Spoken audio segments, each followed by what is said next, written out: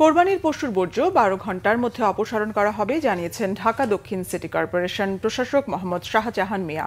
বৃহস্পতিবার সকাল ১০টায় জাতীয় ঈদগাহ পরিদর্শনে এসে তিনি বলেন, বর্জ্য অপসারণে ১০,০০০ পরিচ্ছন্নতা কর্মী এবং ২০০টি ট্রাক প্রস্তুত রাখা হয়েছে। ঈদ জামাত, কোরবানির হাট ও বর্জ্য ব্যবস্থাপনার জন্য সংশ্লিষ্ট কর্মকর্তা কর্মচারীদের ঈদের ছুটি বাতিল করা হয়েছে। এবারের ঈদের প্রধান জামাত হবে সকাল ৭:৩০টায়। ৩৫,০০০ মুসল্লির একসাথে নামাজ আদায়ের ব্যবস্থার কথা জানান শাহজাহান মিয়া। নিরাপত্তার স্বার্থে মুসল্লিদের জায়নামাজ নিয়ে না আসার অনুরোধ করেছেন প্রশাসক। তবে নগর ভবনের বর্তমান অবস্থায় জনগণের ভোগান্তির কথা স্বীকার করেন তিনি। সিটি কর্পোরেশন খোলা রাখা না রাখার বিষয়টি রাজনৈতিক সিদ্ধান্ত বলে জানান শাহজাহান মিয়া।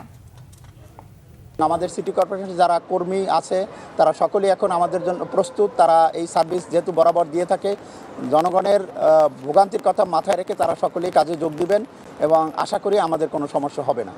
এইটা আসলে এই বিষয়টা আমি আসলে উত্তর দিতে চাই না, এটা একটা রাজনৈতিক বিষয়। প্রায় ৩৫,০০০ মুসল্লি একসাথে নামাজ আদায় করতে পারবেন। প্রয়োজনে আপনাদের জায়নামাজও আনার দরকার নাই, কোনো পানির বোতল আনার দরকার নাই।